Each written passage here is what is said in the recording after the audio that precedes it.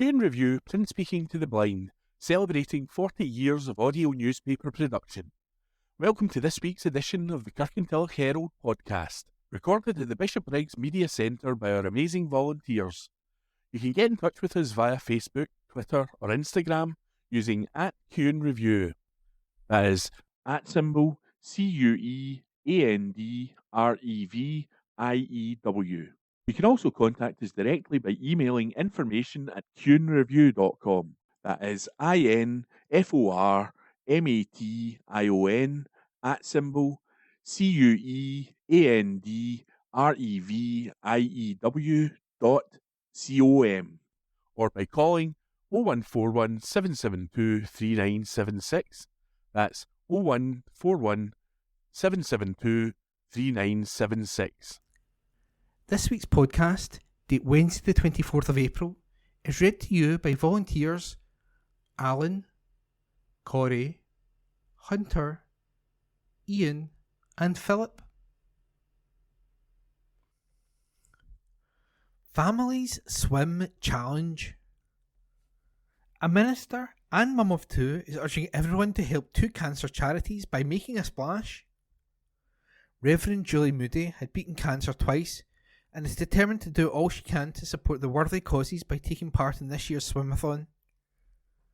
The 51-year-old Milton of Campsie Parish Church minister aims to swim 500 lengths of Kirkintilloch Leisure Centre in coming weeks in aid of Cancer Research UK and Marie Curie. Joining her for the charity challenge will be her children, Josiah, 11, and Escher, aged 9. With the countdown to the Paris Olympics well underway, she is issuing a rallying cry for Scotland's pool lovers to go for gold in their own way by raising vital funds for the two much-loved causes. It was a terrible shock when Julie discovered a lump while breastfeeding and was diagnosed with breast cancer in 2015. Her youngest child was only 5 months old at the time. 2 years later, after undergoing treatment and a reconstruction, Julie found another lump in her breast. She had more surgery, chemotherapy, radiotherapy, hospital stays and time away from her young family. During this time, her family and her local church were very supportive. Now Julie hopes that sharing her story will encourage people in Scotland to get off the starting blocks and help support the charities close to her heart. Julie always loved sports, enjoyed mountain biking and running. When her children both began to swim with the local swim club 4 times a week, Julie got into swimming through taking and watching them. She said, "Once I took it up, I found swimming to be very liberating. When I saw Swimathon on Facebook, I thought, what a great activity to do as a family. I've done sport fundraisers before. I have run the London Marathon twice, but the Swimathon is unique to the cause because it's not just for adults. It is a beautiful thing that my children can participate in raising money for something that affects so many people. I'm so grateful for the treatment that saved my life and to all the medical staff who helped me recover. My experience means I understand all too clearly why events such as Swimathon are so crucial to help fund the work of charities like Cancer Research UK and Marie Curie, which rely on our support." Julie is keen to emphasise you don't need to be the next Adam Peaty to take part. With a variety of distances available, from 400 metres up to 30.9k, the event offers a challenge for swimmers young and old, new and experienced. People can participate individually or as part of a team. Swimmers can sign up to My Swimathon, which takes place from April the 19th to May the 5th, and choose a time and venue that suits them. Julie added, "Together with my children, we are trying to make a team of effort to reach 500 lengths. The most I have swam is about 130 lengths, and my children do 100 lengths each. It will be a great challenge for us to dig a little bit deeper to go the extra distance. The great thing about the challenge is that it is so inclusive and welcomes different abilities. We have the time to take a break, eat a quick snack before getting back into the water to reach our goal. Not only does the event support important causes, £2.50 from the entry fee of everybody taking part at an official swimathon venue is donated to help protect these pools for the future." Lisa Adams, Cancer Research UK Scottish spokesperson, said, "From pioneering some of the first chemotherapies to the development of advanced, targeted treatments and immunotherapy. Our research has played a role in around half the world's essential cancer drugs. With nearly 1 in 2 people set to be diagnosed with cancer in their lifetime, it's thanks to the generosity of supporters like Julie that we are able to fund the vital treatments of tomorrow. Find out more and sign up at www.swimathon.org. That's www.swimathon.org. And that article was read by me, Ian McKenna. This Week in History. April 26, 1957. The BBC TV series The Sky at Night, presented by Patrick Moore, was first screened. On this day last year, a life-size bust of the King made from more than 17 litres of melted Celebrations chocolates amid the build-up to the coronation by chocolatier Jennifer Lindsay Clark was unveiled. April 27th, 1828. The London Zoological Gardens and Regent's Park were opened. April 28, 1945. Benito Mussolini and his mistress Clara Petacci were executed by Italian partisans and their bodies hung in a square in Milan. On this day last year, the King and Queen Consort would use 2 coaches on their coronation day, the modern Diamond Jubilee State Coach and the 206-year-old Gold State Coach. It was announced. April 29th, 1980. Film director Alfred Hitchcock, the master of suspense, died aged 80. On this day last year, official documents about a £1.3 billion Royal Navy hunter-killer submarine were reportedly found in the toilets of a Wetherspoons pub in Cumbria. April the 30th, 1975. The Vietnam War ended when the South Vietnam government surrendered to North Vietnam. Fighting had continued despite the signing of peace treaties in 1973. On this day last year, royal fans had set up a camp outside Buckingham Palace a week before the King's coronation. Ahoy there for Canal Festival 24. Make a date for this year's Kirkintilloch Canal Festival as the exciting details are revealed for the popular event. Everyone will be setting their compass to head for East Dunbartonshire and the South Bank Marina on Saturday and Sunday, August 31st and September 1st. There will also be a range of boat trips during the week, leading up to the main event, as people get to enjoy all things nautical and lots more with this fun weekend. The annual celebration of all things nautical and nice regularly attracts thousands of people of all ages, provides a treasure chest of family fun and a welcome boost to the local economy. Details are still being finalised, but already there are plans for live music, fireworks, food and drink, activities and boat trips. Keep your eyes on the horizon for updates. East Dunbartonshire Council is once again organising the festival and stressed it is being fully externally funded, in conjunction with a flotilla of public and private sector partners. It is being supported by resources allocated by the Council from the UK Government's Shared Prosperity Fund. Councillor Gordon Lowe, leader of the Council, said, "The Kirkintilloch Canal Festival is popular with people throughout East Dunbartonshire and beyond, so I'm pleased we have been able to confirm that external funding has been secured for this year's celebration. Once again, the focus will be on providing as many free activities as possible, including canoeing, classic cars, the Saturday evening concert with live music and fireworks, and more. The festival will take place at South Bank Marina and various locations around the town, including the redeveloped Regent Gardens, giving residents and visitors the opportunity to enjoy the area and attractions while supporting local businesses.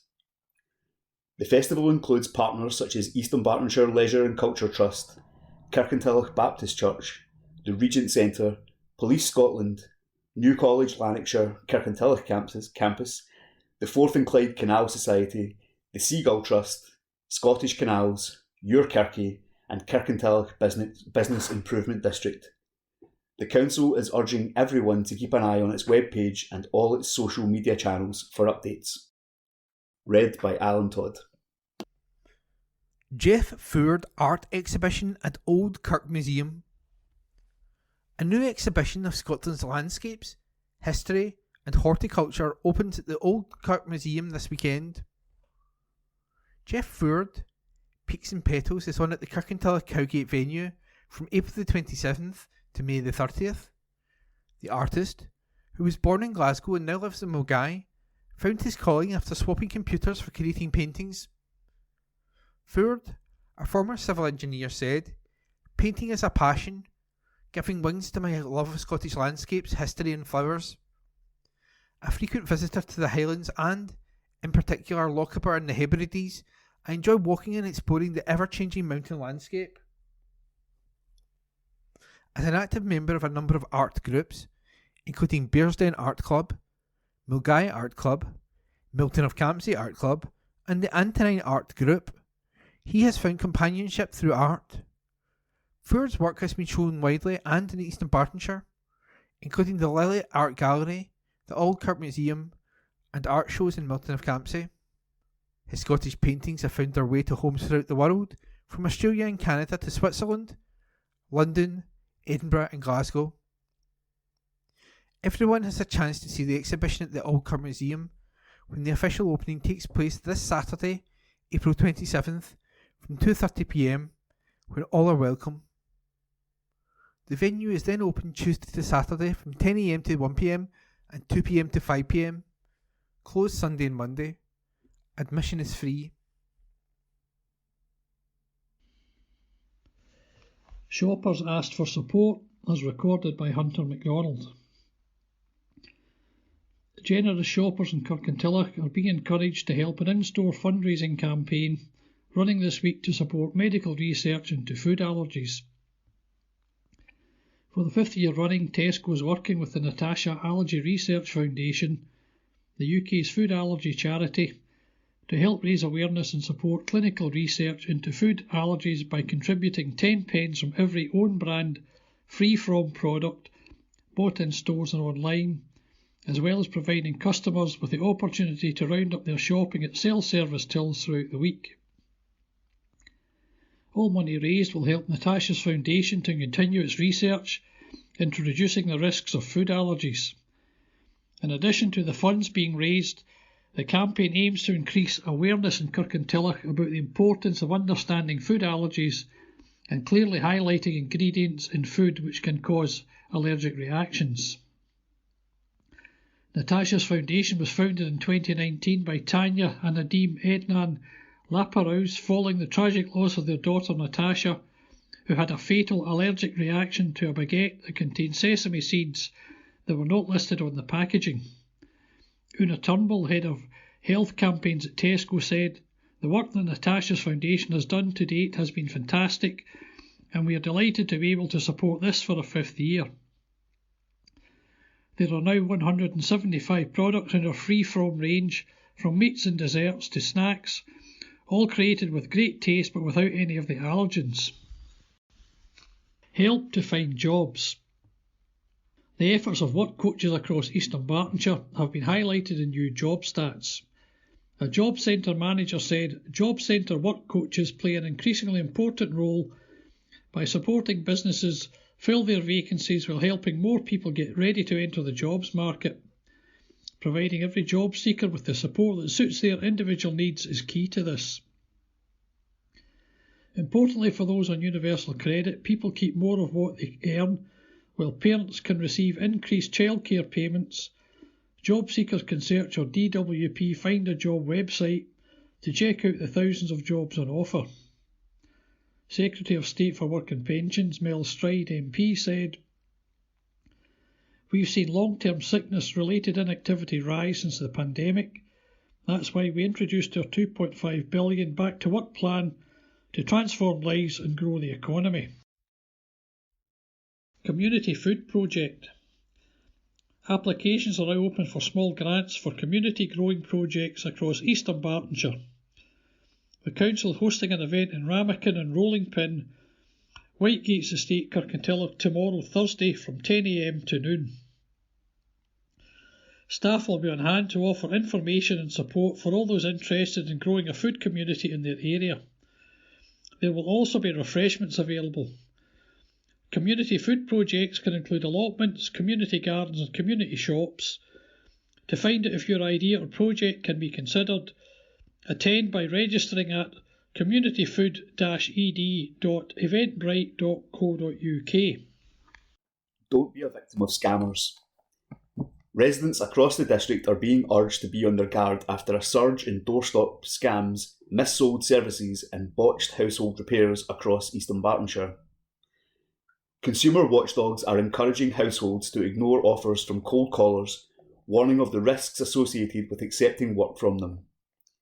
Trading Standards Scotland, TSS, has launched a Shut Out Scammers campaign with Police Scotland aimed at raising awareness about cowboy contractors and how to avoid them. The organisation said that fraudsters are adapting their tactics to exploit the cost of living crisis, including making bogus claims to be working on behalf of the government with fake subsidy offers. Criminals often employ online and social media ads featuring misleading information and reviews. The warning follows increasing reports of incomplete or unsatisfactory roofing, gardening or driveway work.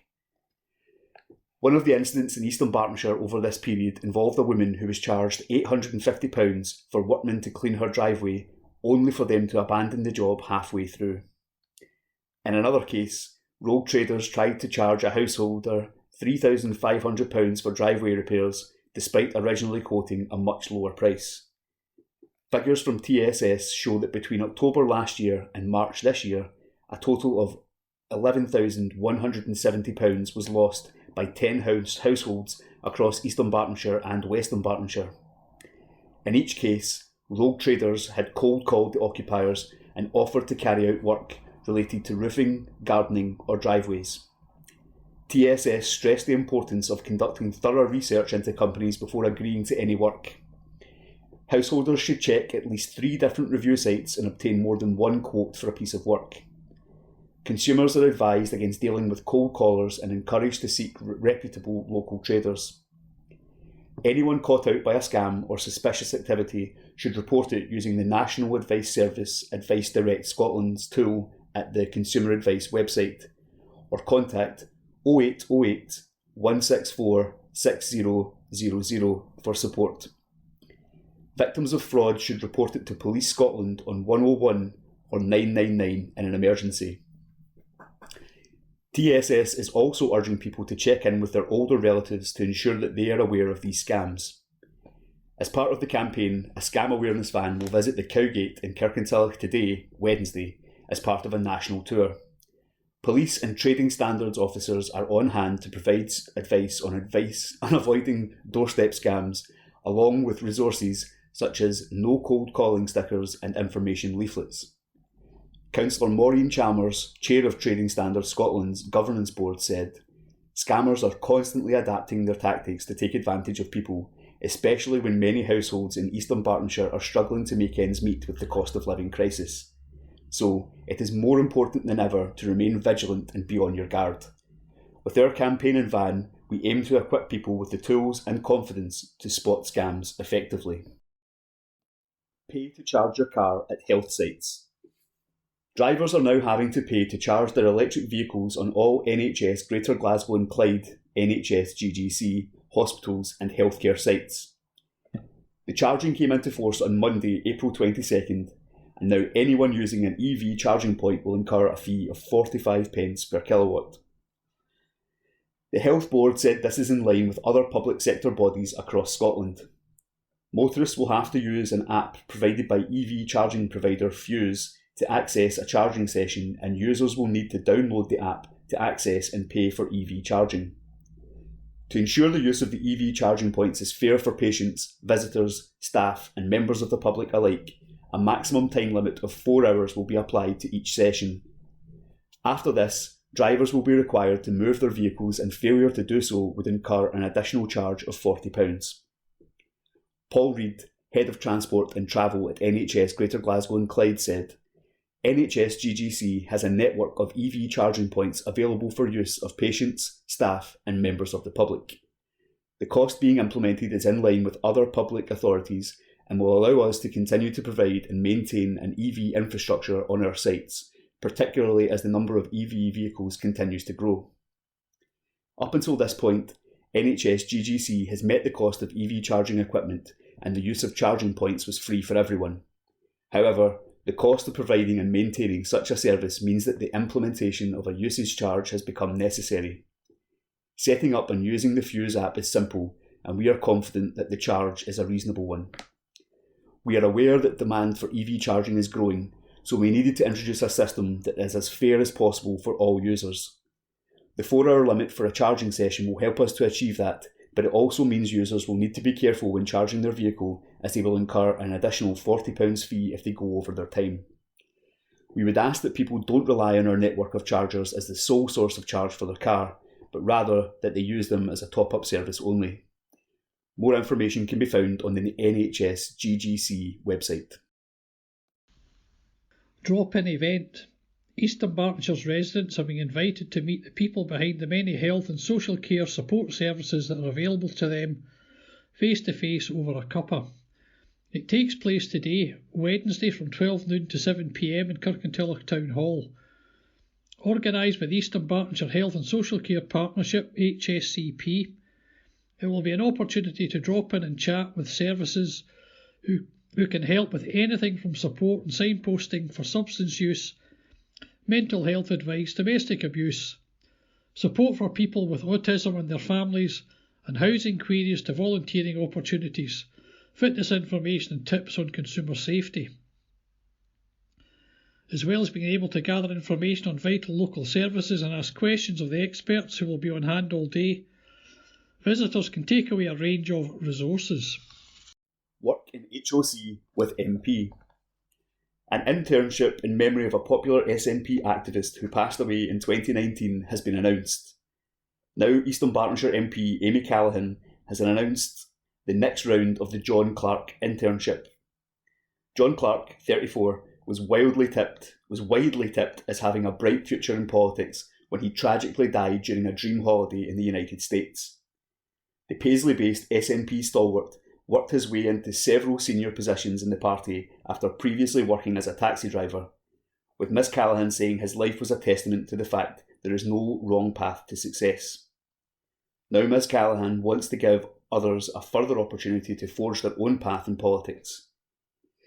Having previously spoken proudly of her working class roots, the MP said it was vital that there are opportunities for talented people irrespective of their backgrounds or experience. The paid part-time John Clark internship will last a minimum of 12 weeks and will be based in the House of Commons, with Ms Callaghan particularly encouraging applications from people returning to work or looking for their first step in politics. The closing date for applications to the John Clark internship is Friday, May the 3rd. More information can be found on the SNP website. Ms Callaghan said, "As I said last year, this internship is about continuing John Clark's legacy, so I'm delighted after a successful first round of this internship, I'm now able to recruit another John Clark intern, this time based in the House of Commons." John Clark was a dedicated and hard-working guy who followed an unconventional route into politics. He was passionate about giving back to his community, helping those who need it most and creating a brighter future for Scotland. I hope this internship will continue to give others the same break in politics that John received.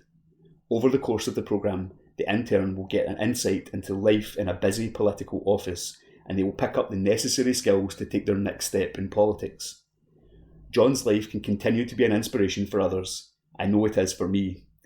He showed that politics is not and should not be reserved to a select few. Time to start counting. It's not too late to find the recipe for success with Count Me In for Cooking. Free places are still available for weekly adult numeracy cooking sessions in Kirkintilloch. Eligibility criteria applies. The East Dunbartonshire Count Me In team offers a variety of numeracy and maths learning opportunities to local adults and families. It is made up of 4 experienced primary school teachers from across the council area and aims to help adults who want to further develop their maths skills for learning, life and work, increase their confidence with everyday numeracy through money management and cooking classes, support their child with their numeracy development and learn how schools now teach numeracy. The Count Me In team is running a variety of free numeracy and maths classes for East Dunbartonshire residents. To sign up or find out more, email countmein@eastdunbarton.gov.uk. State of Nation Report. Communities are left behind.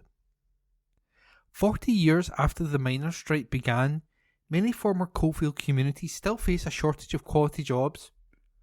That's the findings of a new report which was published on Tuesday, The State of the Coalfields 2024, commissioned by the Coalfields Regeneration Trust.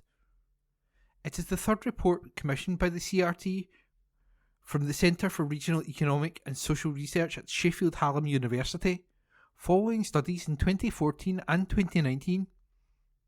The report found that although there has been job growth in the former coalfields, the rate has been far slower than in the main regional cities. Recent figures show that in the former coalfields there are only 57 employee jobs per every 100 residents of working age, compared to a national average of 73 jobs per 100 and 88 per 100 in regional cities. A shortage of local jobs means that many coalfield residents are now having to commute to neighbouring towns and cities. The quality of jobs in the former coalfields is also below the standard in other areas. More than half of employed residents work in manual jobs, with average hourly earnings 67% below the national average. In some parts of the country, warehousing has become a dominant employer. It now employs 175,000 people in the former coalfields, almost as many as the coal industry itself just prior to the 1984-5 strike. Overall, the report argues, these changes mean that many of the young and better qualified are having to move away from the communities in which they grew up.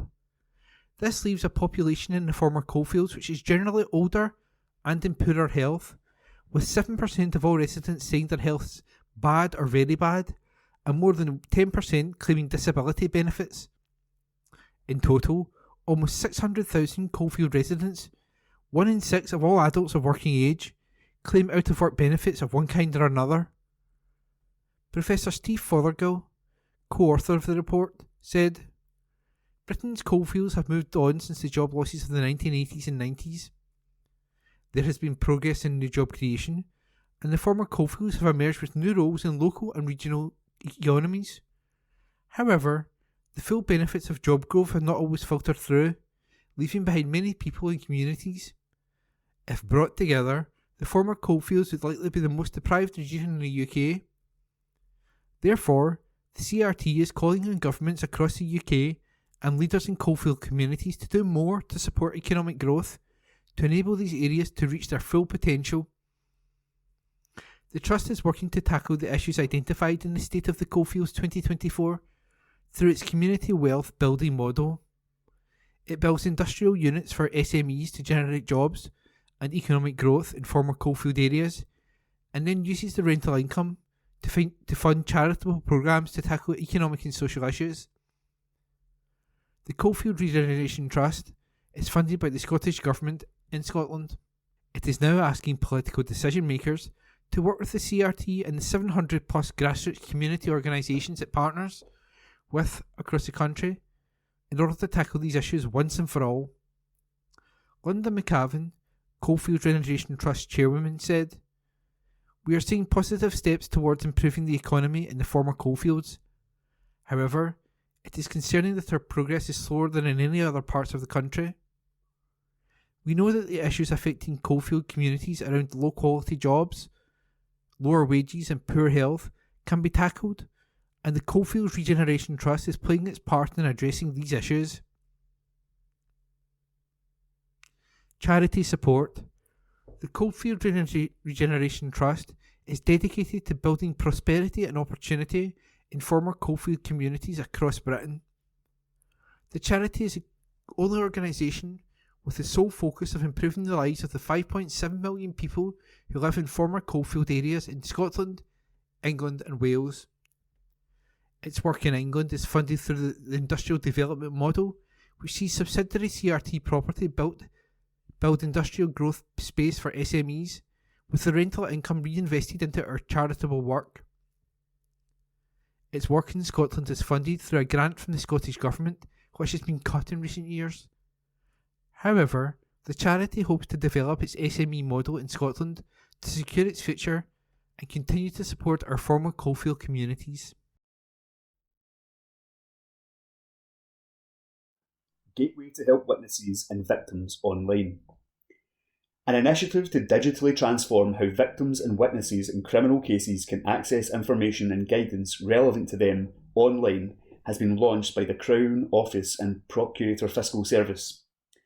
COPFS recently started piloting a Witness Gateway, an online secure solution. This will, for the first time, allow witnesses and victims to access their statements, information, and receive updates relating to cases they are affected by online. Following successful testing, it is anticipated that Witness Gateway will be expanded by COPFS with a managed rollout across the country throughout 2024.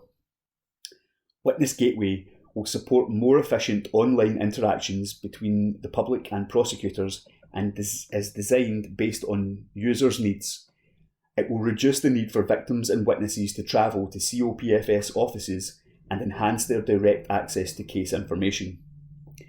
Benefits of the platform for victims and witnesses include improving their access to information relevant to them on their own devices, whilst allowing them to complete processes at times and places which suit them best. Jennifer Harrower, Deputy Crown Agent, said, "The launch of this pilot is a significant milestone in our work to make improvements to the services available to victims and witnesses. Witness Gateway will allow victims and others involved in criminal cases to feel more engaged and better equipped to access justice through the easing of provision of information to and from COPFS. COPFS will continue to invest in the expansion and development of this accessible project. Already the pilot, which began this month, has received positive responses from victims and witnesses. COPFS is committed to playing our part in increasing the confidence of victims in the criminal justice system through ongoing modernisation of services and investment in digital-enabled change. Security and information standards are fundamental to the design of the new service. COPFS has appropriate data security and governance in place for the pilot. Only approved staff will be able to access the platform. Access is fully audited and monitored. For more details, visit the COPFS website." Trad Music Festival. Scottish school pupils are being offered an exciting opportunity to display their musical prowess to the public. With the support of the City of Edinburgh Council and the National Galleries of Scotland, the Scottish Schools Pipes and Drums Trust is hosting an open-air music festival from Monday, June the 10th. Applications are welcome from Scottish school pipe bands, Keeley bands and other groups of traditional musicians. The festival programme expects to see a diverse and dynamic programme of performances from talented young people. Alexandra Duncan, SSPDT Director, said, "This is a brilliant opportunity for young people to build their confidence and gain invaluable public performance experience."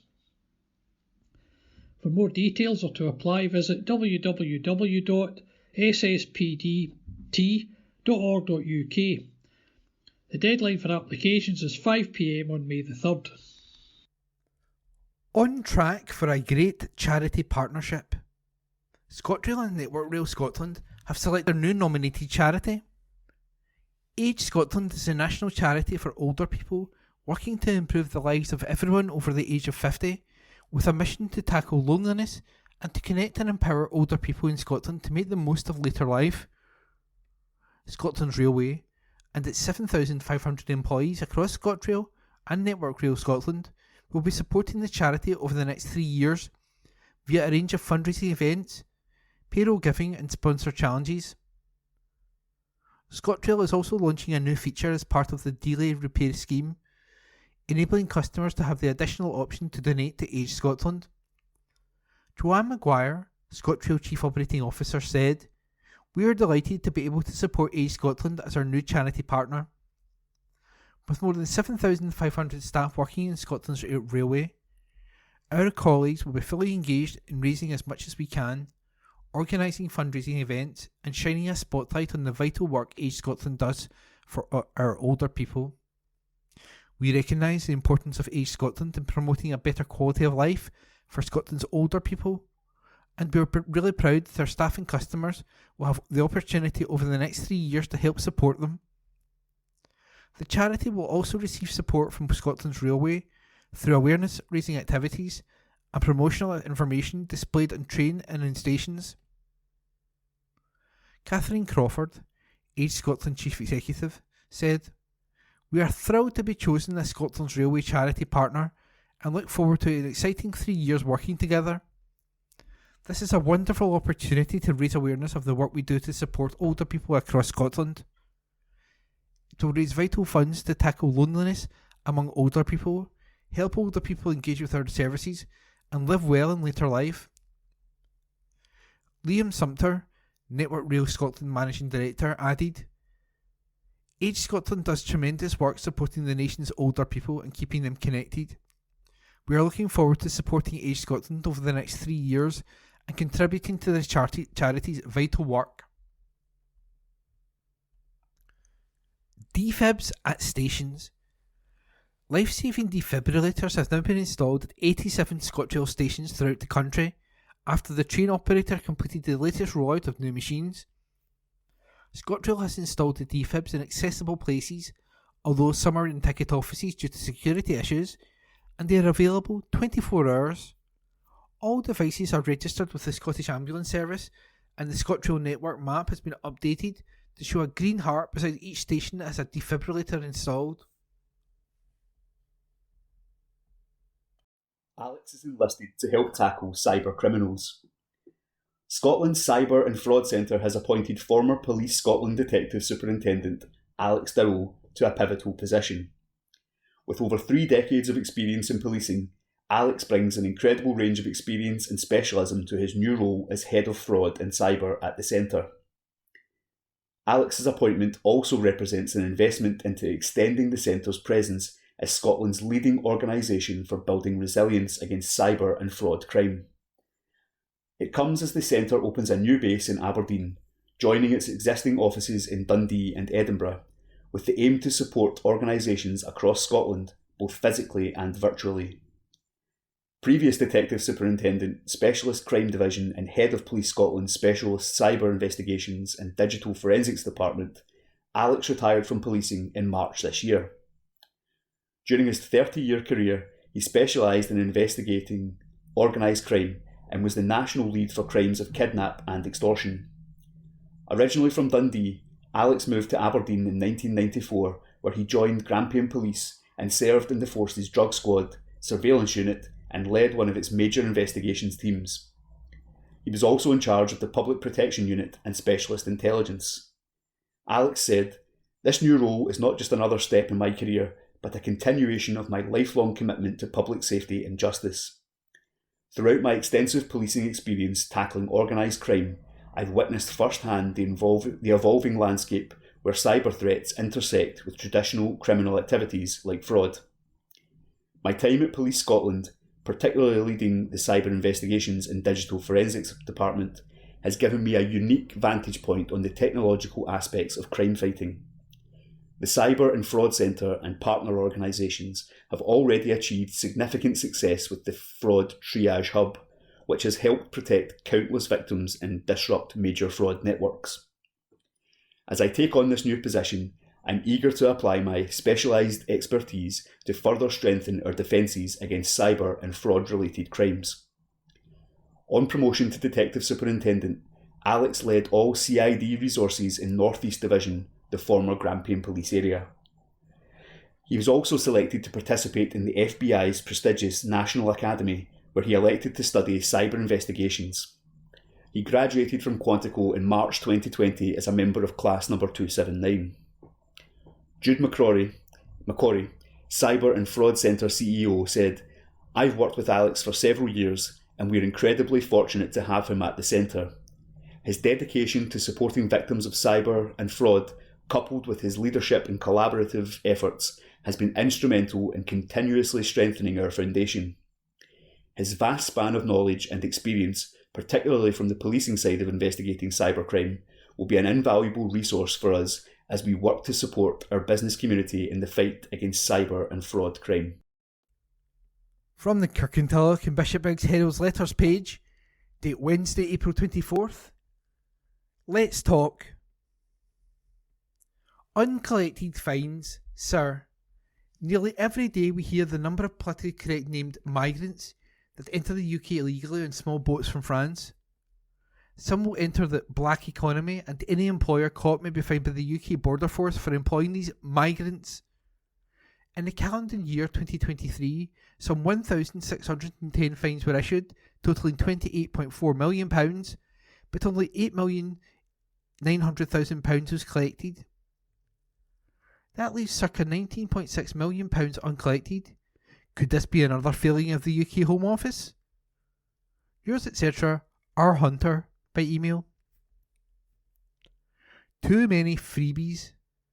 Sir, a shocking report from the Institute for Fiscal Studies, who point out that the freebies from the Scottish Government now cost £2 billion a year. Things like tuition fees, bus passes, prescriptions, etc. They may be good things, but when you consider that millionaires get some of them, this is a waste, particularly when you consider that health, education, drug rehab are all underfunded. Yours, etc., William Ballantyne, by email. Conscription coming? Sir, conflict in the Middle East has escalated. Meanwhile, UK government ministers and generals have been suggesting that we need to prepare for war and conscript young people into the military. Hypocritically, the government obviously thinks that British people are soft due to the hate crime legislation that has enacted to protect people from hurt feelings. What I can guarantee is that the children of people like Boris Johnson and Tony Blair will not be forced into any front line. How are military stocks doing? Share prices in BAE Systems have risen 34% and General Dynamics 31% since October the 7th. Rich man's war, poor man's fight. Yours, etc., Jeff Moore, by email. D-Day 80th anniversary. Sir, as our nation commemorates a special anniversary on June the 6th, let's remember that there wouldn't have been a D-Day without the successful evacuation of Allied forces from Dunkirk 4 years earlier. At that time, over 350,000 Allied troops were trapped across the Channel by the German army, and the UK was on the verge of defeat. What happened next may seem strange to today's generation, but to the people of wartime Britain it was perfectly natural. King George VI broadcast an urgent message to the nation, declaring May 26th to be a special day of national prayer, and urged everyone to pray for divine intervention. In response to his call, millions of people attended special church services, pleading for deliverance. Two events occurred straight after this National Day of Prayer. Firstly, a violent storm arose over the Dunkirk region, grounding the Luftwaffe, which had been killing thousands on the beaches. And then, secondly, a great calm descended on the Channel, the like of which hadn't been seen for a generation. It was in fact this Channel calm, coming at that precise time, which permitted hundreds of tiny boats to sail across and help rescue 335,000 soldiers. People named it the Miracle of Dunkirk, and Sunday, June the 9th, was officially appointed as a day of national thanksgiving. D-Day took place on June the 6th, 1944, exactly 4 years after Dunkirk. Allied forces were once again in France, this time with the aim of liberating Europe from Nazism. As we commemorate this special 80th anniversary and reflect on lives lost to bring freedom, let us remember that it wouldn't have happened without the Miracle of Dunkirk. Yours, etc., Reverend J. Williams, by email. US Lapdogs. Sir, I cannot understand why Rishi Sunak, with Keir Starmer at his heels, is so determined to involve us in hostilities between Netanyahu's Israel and Iran. Israel is neither an ally nor a friend. Its treatment of Palestinians is the cause of most tension in the Middle East, and it has given Iranians ample reason to retaliate, most recently by destroying Iran's consulate and those within it in Damascus. Meanwhile, we demonise Iran, which would present no threat to us if we did not seize any possible excuse to alienate its rulers and its people. In this, we present ourselves as no more than the lapdogs of the United States, which, under Trump, unilaterally destroyed our working accommodation with the West.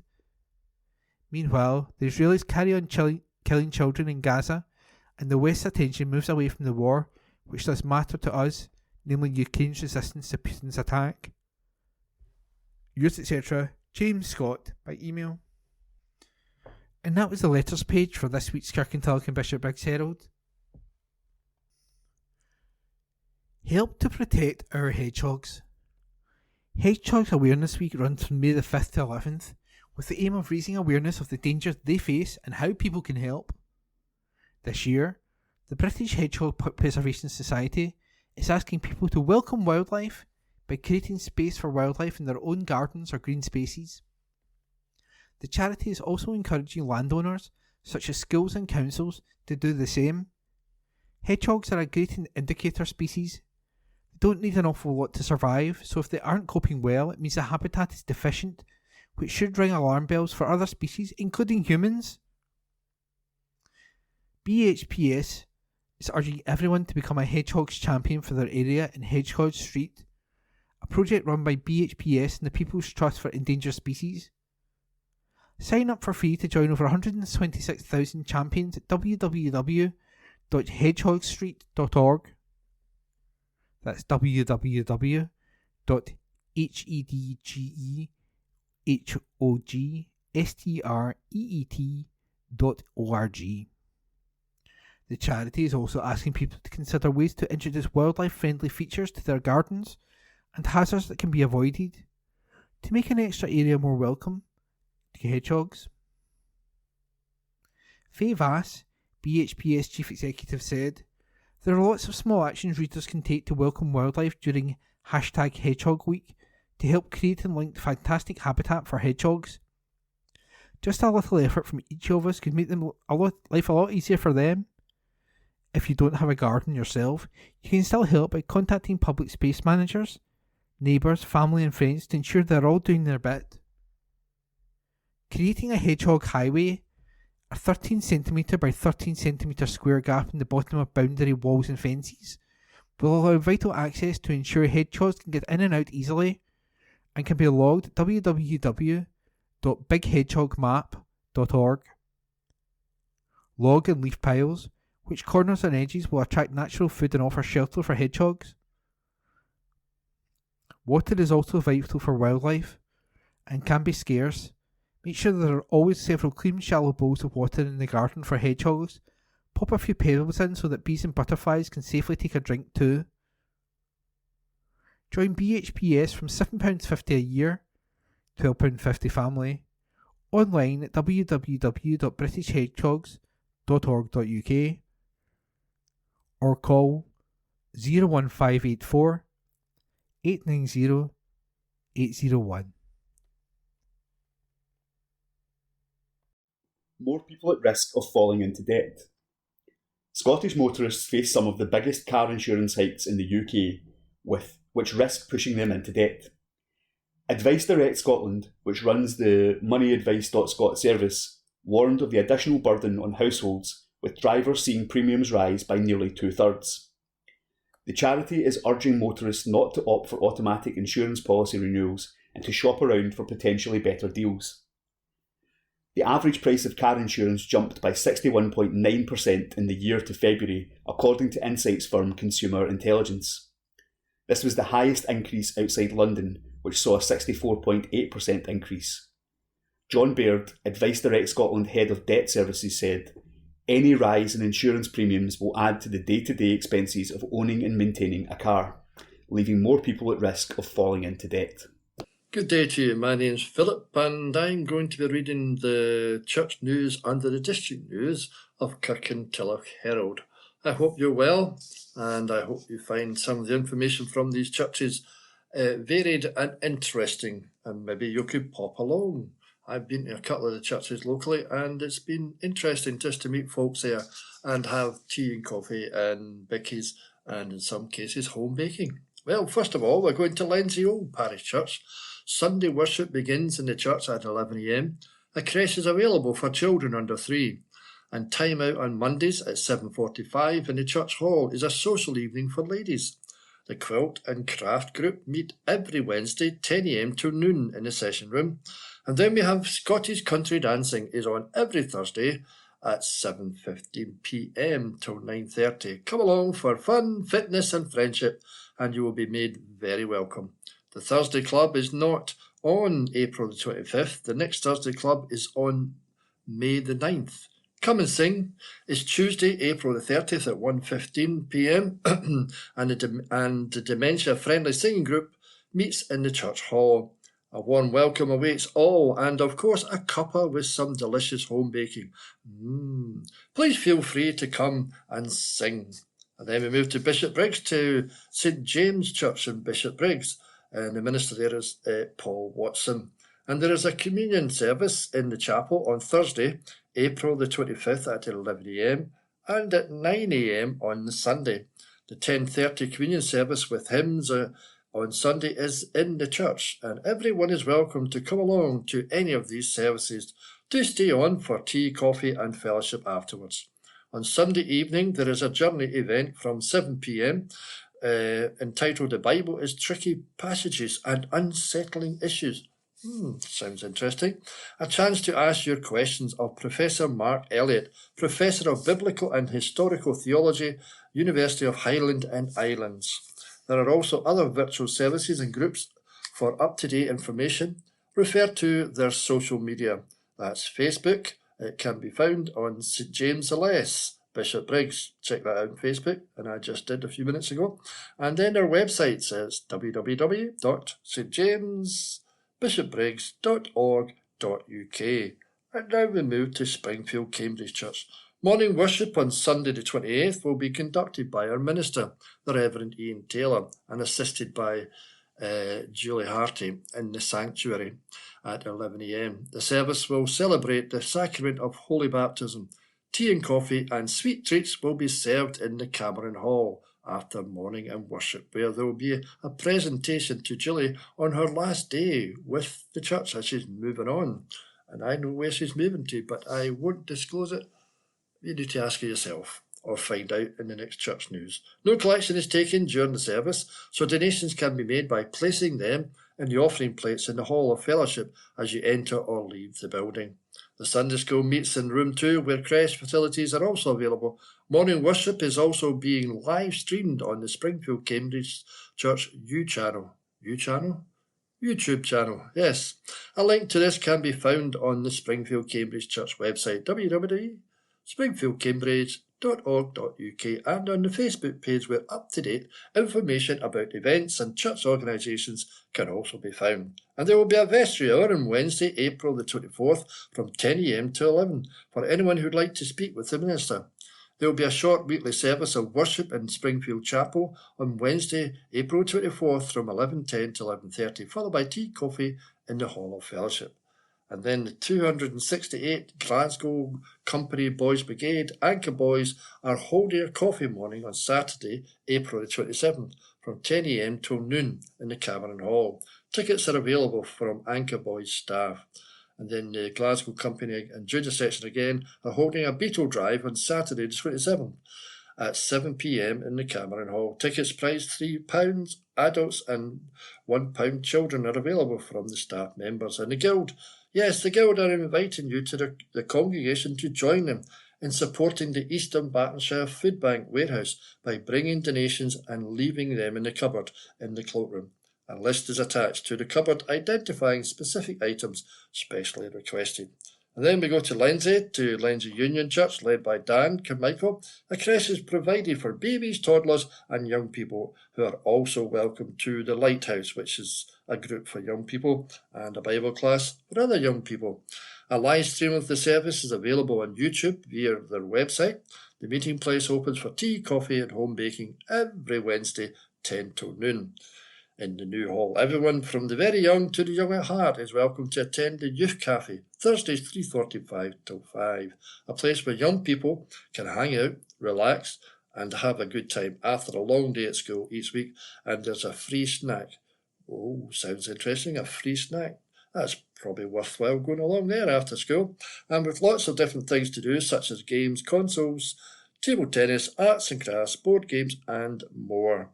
And then the Coffee Pot, which is another morning event. It's held on Fridays from 10 till noon in the new hall for teas, coffees and chat. Art for Seniors is on Monday, April the 29th at 1:30 in the new hall. Enjoy creating a piece of art under the step-by-step guidance of the artist Bev McCluskey, and no experience is necessary. So if you carry paint, go along there and just enjoy yourself, enjoy the company. And then we move to Kenmure Parish Church. This Sunday will be the last morning service to be led by our Assistant Minister, Kay Gardner, as her contract comes to an end before she takes up a new post. The service starts at the usual 11 a.m. You're welcome to join us both in church and on our YouTube channel. The service on YouTube can be watched live as it is streamed or at a later time that suits you. You can find our channel by simply searching for Kenmure Bishopbriggs on YouTube. Teas and coffees and a time of fellowship follow the end of the church service. The most up-to-date details of all the groups in the church can be found currently in their What's On section. Yes, it can be found there on their website, which is kenmure-church.co.uk. And you can also find them on Facebook, as you can find everybody on Facebook. Even I'm on Facebook. Maybe you are too. Just search for Kenmure Parish Church. If you'd like to join their WhatsApp group or receive the Bible studies, then email them at kenmurechurch@icloud.com. Then we move to Kirkintilloch, to St Mary's Parish Church. The service on Sunday, April the 28th, will begin at 11 a.m. as usual, and there will be an age-appropriate activities for young people in the church halls during the service. On April the 24th, Wednesday, welcome will take place at 10 a.m. to 11:30 a.m. when a short service will take place as well, and when you get tea and coffee and home baking, and will be available during this time. The tickets are now on sale for the strawberry lunch being held after the service on Sunday the 12th of May.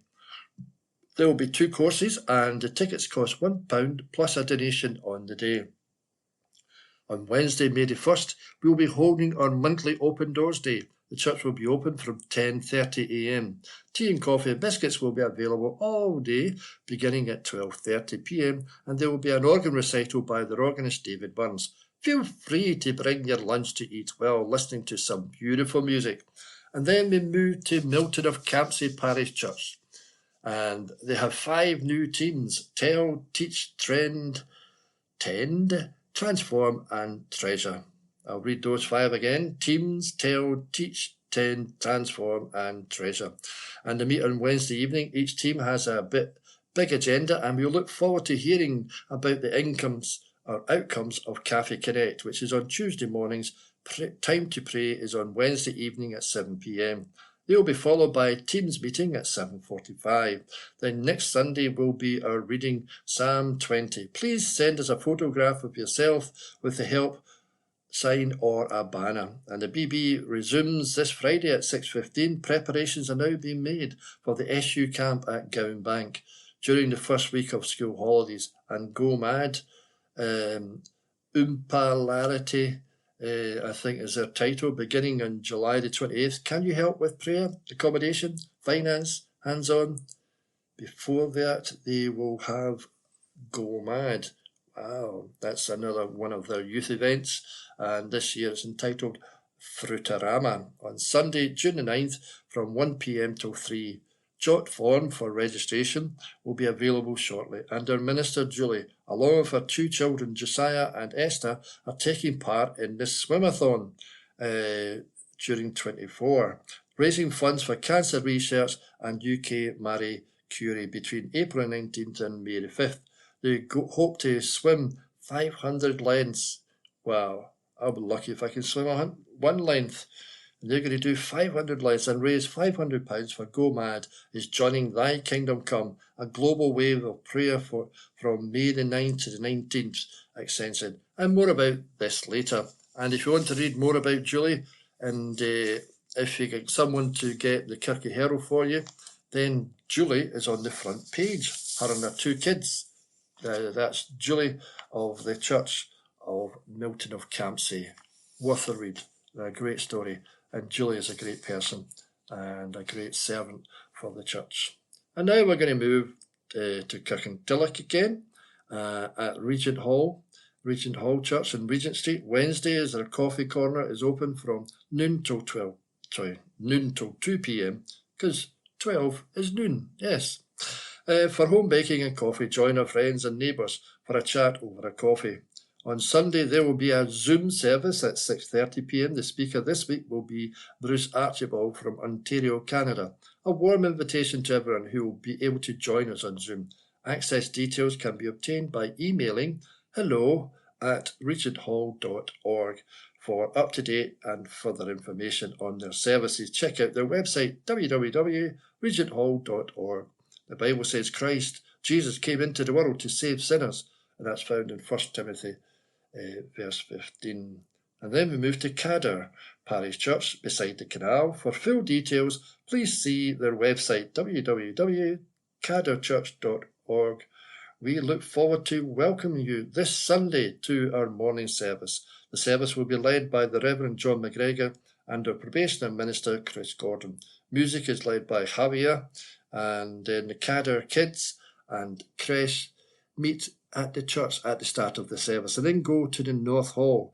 All are welcome. The services are videoed and recorded and are available from the church website. Tea and coffee served after the service. The food bank, if you wish to donate to the local food bank, you can bring your donations of food to the church or the coffee shop. Early Fellowship meets in person in the South Hall Chapel at 9:30 a.m. on Tuesday and Thursday, and also on Zoom.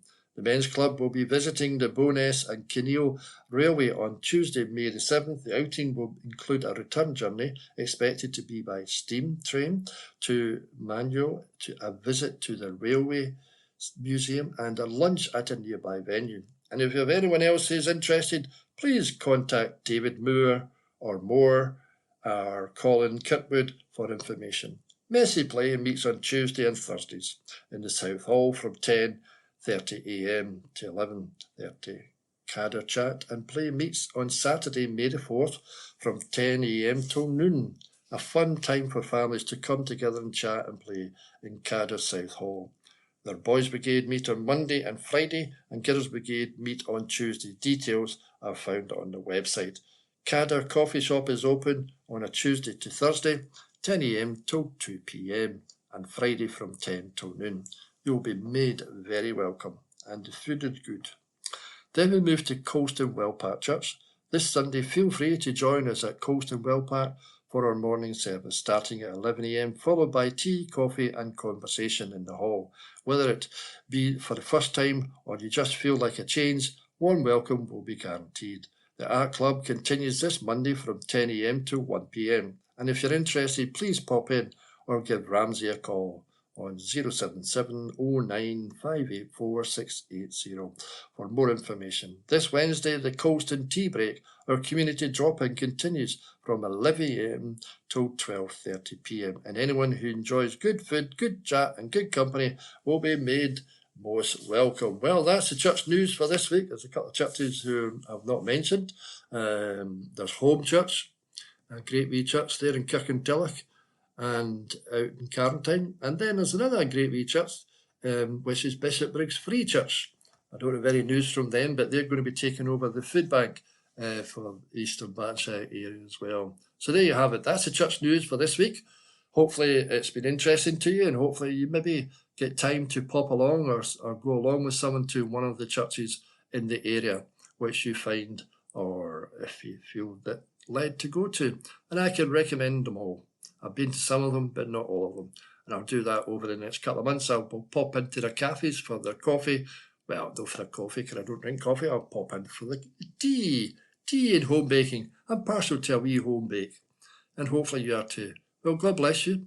Thank you for listening thus far, and have a good day and have a good week. And I'll speak to you again next week.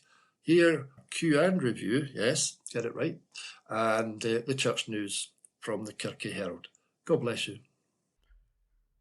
On Wednesday, the 24th of April, District News General. Meet Marvellous Molly. Molly could be the sweetest staffy in Scotland. This 2-year-old can be a shy girl around new people, but once she warms up to you, she'll show you her playful and goofy side in full. Molly is looking for patient and understanding owners who can help build up her confidence at her own pace. She prefers peaceful environments and walks in quiet areas where she can explore and enjoy all the incredible smells. Molly is a super clever girl who loves to learn new things, and she's looking for her new family to continue her training with her in their new home. If you think you could provide a home for Molly, contact us on 01506 873 459. You can also follow us on Twitter @DT_West Calder and Instagram. A Finger of Suspicion, Heart of the Matter by Dr. Frank Dunn. Our family has had 2 reasons recently to call in the fine men and women of the Kirkintilloch Fire Department. A relative who lives close by had a fire, which was thankfully confined to the Cooker Hood area. The fire service came within a couple of minutes. They doused the fire and thoroughly checked around the kitchen and roof. They were kind, supportive and highly professional. The kitchen will be back in working order soon. My long-suffering wife was afflicted with further unsuspected trauma this week. I was being soaked in the golf course as she was undertaking hard labour in the garden. This resulted in a sudden severe pain in her left hand in the area of the ring finger. This was similar to a pain in the other hand some years ago, the diagnosis being a presumed tendinitis. Recovery then took a number of weeks, and both non-steroidal, anti-inflammatory drugs and paracetamol were required. Gradually, everything returned to normal. On this occasion, the finger, despite applying ice, became swollen, and the waiting ring was restricting the circulation to the finger.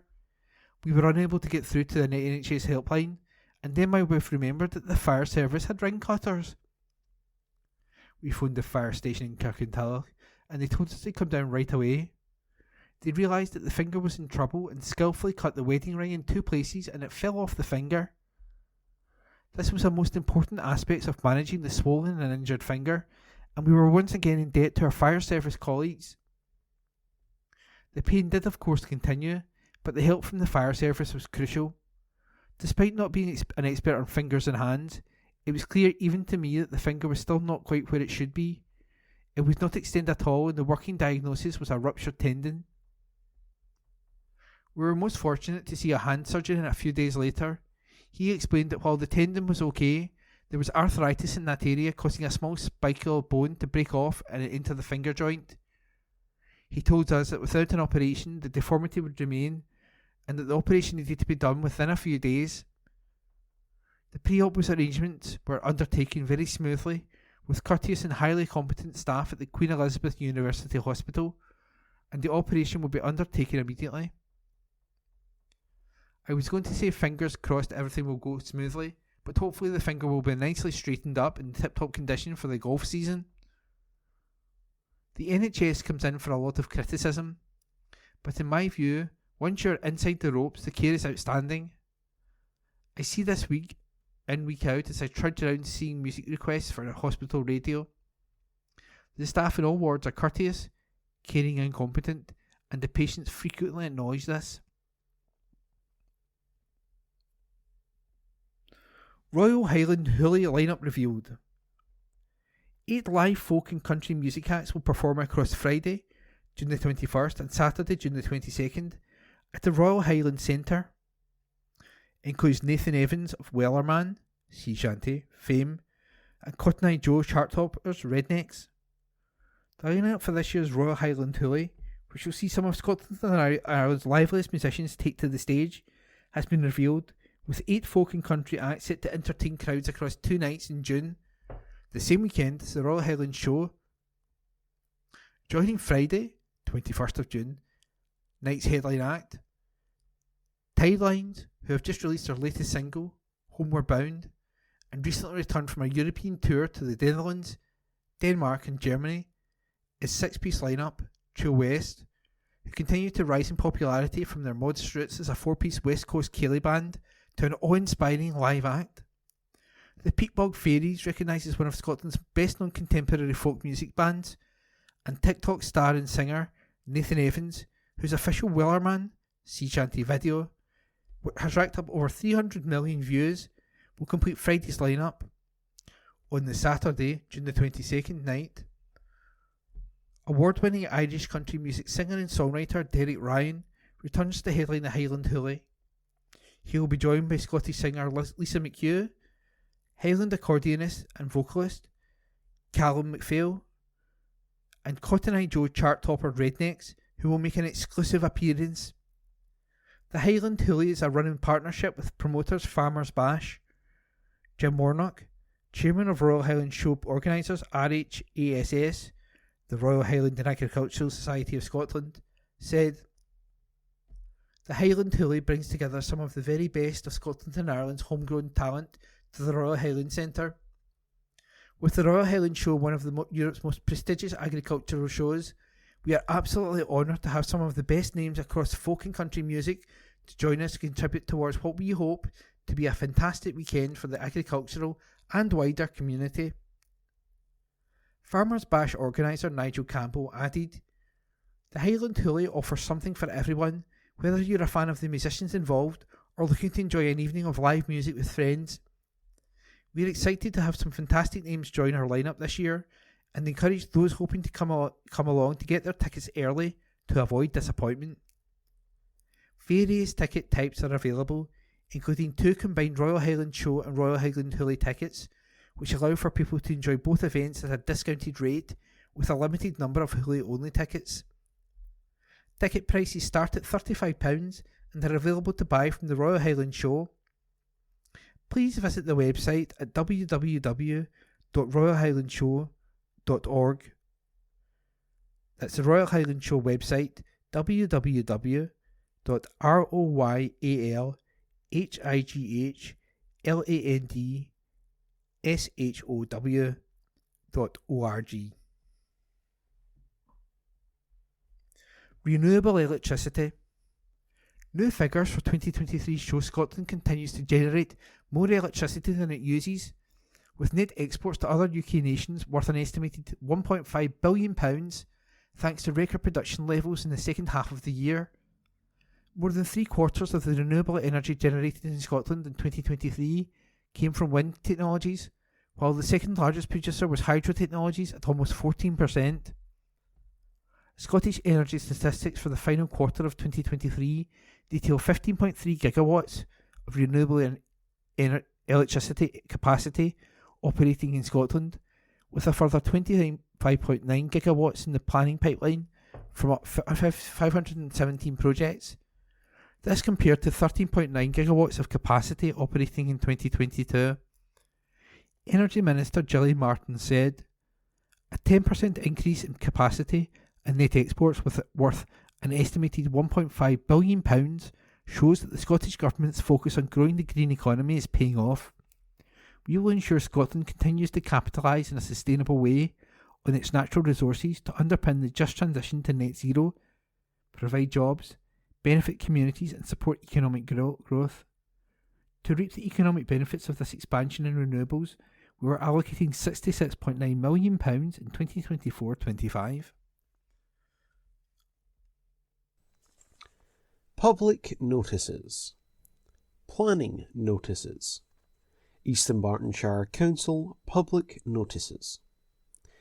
The East Dunbartonshire Council, the B819 Cross Hill Road, Bishopbriggs, temporary closure, Order 2024.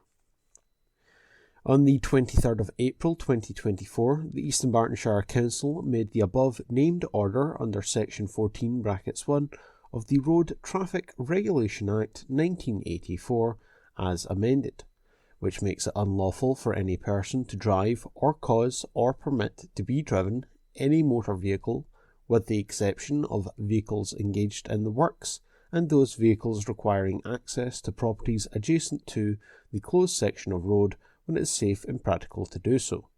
On the B819 Cross Hill Road, Bishopbriggs, between its junctions with Cole Road, Bishopbriggs, and Boghead Road, Lenzie, by reason of works being executed on or near this road. This order will operate from 9:30 a.m. on Monday the 6th of May until 6 p.m. on Friday the 31st of May 2024. Alternative route. The alternative routes will be by way of the B819 Cross Hill Road, Cole Road, the A803 Kirkintilloch Road, Wester Hill Road, Wester Lumloch Road, the B812 Auchennairn Road / Royston Road, Bishopbriggs, the B819 Cross Hill Road, the B757 Auchennairn Road, the B819 Lindsay Begg Road, Lindsay, the A806 Initiative Road, and New Laird's Land Road, Lindsay in Kirkintilloch, the A803 Glasgow Road and Kirkintilloch Road, Kirkintilloch, and these routes will be signposted. Karen Donnelly, Chief Solicitor and Monitoring Officer, Legal and Regulatory Services, East Dunbartonshire Council Headquarters, 12 Strathkelvin Place, Kirkintilloch, G66 1TJ. Planning applications. Format: application number followed by address/location, followed by proposal, followed by type of advert, followed by period of reps. TP/ED/24/0212. Woodhall House, 1C Bemaldy Road, Bishopbriggs, East Dunbartonshire, G64 3BS. Replacement window, Section 65, affecting CA, 21 days. If you are unable to view the plans on the Council's website, then please contact the Planning Duty Officer to arrange a suitable time to view the plans in our offices. Written comments may be made within the above period to the Council through the Council's website or to the above address. Any representations will be treated as public documents and made available for inspection by interested parties and may also be published on the Council's website. GVOL, Goods Vehicle Operators Licence. S&P Utilities Limited of 20 Craigforth Crescent, Stirling, FK8 1TG, is applying for a licence to use 10 Garnkirk Lane Steps, Glasgow, G33 6BD, as an operating centre for 2 goods vehicles and 0 trailers. Owners or occupiers of land, including buildings near the operating centre, who believe that their use or enjoyment of that land would be affected, should make written representations to the Traffic Commissioner at Hillcrest House, 386 Hare Hills Lane, Leeds, LS9 6NF, stating their reasons within 21 days of this notice. Representatives must at the same time send a copy of their representations to the applicant at the address given at the top of this notice. A guide to making representations is available from the Traffic Commissioner's office. Katie is named in Paris squad. This article was written by Megan Armitage and is read by me, Corey. Bishopbriggs swimmer Katie Shanahan has been named as part in Team GB's squad for this year's Summer Olympics in Paris. A 2-time European champion at junior level, Shanahan has been a rising star on the senior scene after a strong first couple of years on the circuit. In 2022, the 19-year-old won silver in the 200-metre backstroke at the European Championships and bronze in the 200-metre backstroke and 400-metre individual medley at the Commonwealth Games, before making a maiden World Championship appearance last year. Shanahan has been selected alongside Duncan Scott, Kathleen Dawson, Lucy Hope and Kiana McInnes, who all train under coaches Brad Hay and Stephen Tigg at the University of Stirling. Meanwhile, the inclusion of Angharad Evans and Jack McMillan makes it a record crop of 7 athletes selected from the Scottish swimming base. Shanahan joined Scotia ASC at Bishopbriggs Leisuredrome when she was just 4 years old, before moving on to the City of Glasgow swim team when she was 9. Now, as the former Woodhill Primary and Bishopbriggs Academy pupil gets ready to compete in her first Olympics, she revealed the selection had left her mum in tears. Shanahan, who will be in action at the La Défense Arena this summer, said, "I was getting up in the middle of the night and watching how the guys were swimming during Tokyo. I knew I wanted to be there for Paris, and my mum was crying when I told her I'd got the email to go." The experience that Duncan, Kathleen and Lucy already have, and then first-timers like us, I'm really excited to go with the Stirling lot. I think we'll all do really well in Paris. Aldi are proud and official partners of Team GB and Paralympics GB, supporting all athletes through to Paris 2024. That article was written by Megan Armitage and was read by me, Corey. Rossvale secure the cup with extra time winner. This article was written by Brian Newell and is being read by me, Corey.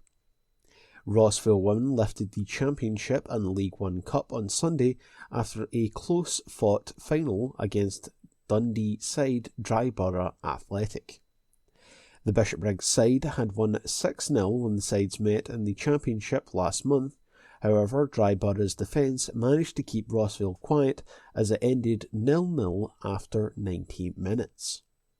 Their resolve would finally be broken after 104 minutes as Rossvale defender Jane O'Toole nodded the ball into the net to win the SWF's most senior cup. Rossvale have the chance to do the double on Sunday as they head to Inverness Caledonian Thistle in the final match of Championship season. The visitors only need a point to guarantee the title, but even if Rossvale lose, second-placed Ayr United will likely need to score double figures at home to East Fife to catch them. Glasgow City got back to winning ways in the SWPL1 after their disappointing defeat to Rangers. They won 4-1 at home to Partick Thistle in midweek as a double from Emily Whelan and goals from Wilma Forsblom and Corey Sullivan cancelled out Cara Boyce's opener against her old club. City then followed that up with a 1-0 win away to Hibernian on Sunday as Lauren Davidson grabbed the only goal after 13 minutes. City have the weekend off due to the Scottish Cup semi-finals before they travel to new league leaders Celtic on May 1st. Kirkintilloch Rob Roy remain 7 points from safety in the WOS Premier Division after a 4-1 defeat at home to Cumnock Juniors on Saturday. They now have 4 matches in 8 days as Rob Roy host Hurlford United tonight, Wednesday, Irvine Meadow on Saturday, Auchinleck Talbot on Monday, and Darveckle next Wednesday.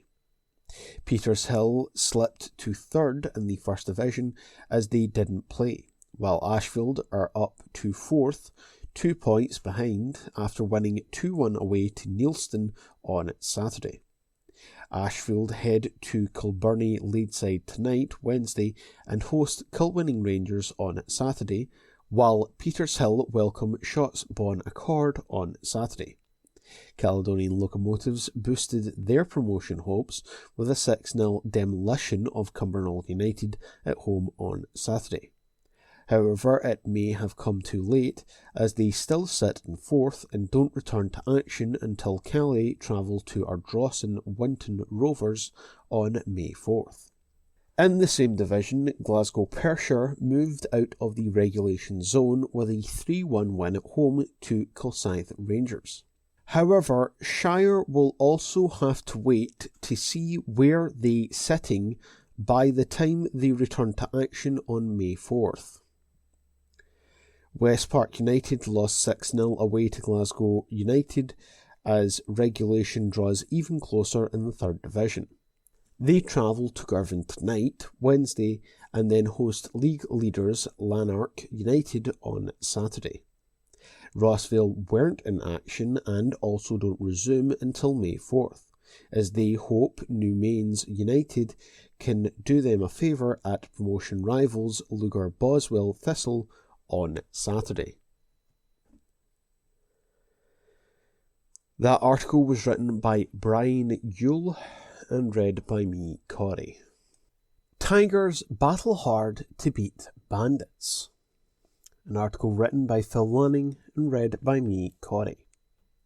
Glasgow Tigers boss Cammy Brown admitted his side had to battle hard to overcome Berwick Bandits 50-40 in the BSN series at Ashfield on Friday night. Berwick had been unbeaten in 3 meetings, but were undone by the league champions as Tigers also picked up the crucial bonus point on aggregate, having only lost by 6 at Sheffield Park.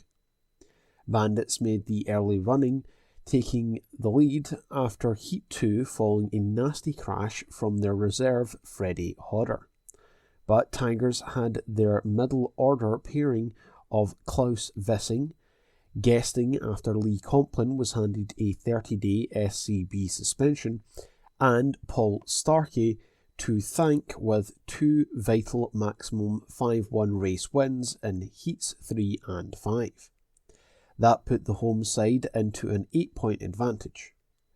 However, Bandits kept fighting back with Drew Kemp outstanding with 3 wins. Brown said, "We always knew it was going to be tough, and had to battle hard to get the win we so badly needed." Berwick had a couple of trump cards in Drew Kemp and Bastien Bork. However, we dug deep when we had to, and thankfully Klaus Vissing was outstanding. I do feel our boys need more meetings. They're still a bit rusty. We've got a brilliant spearhead in Chris Harris and Steve Worrell, and we needed them to get us over the line.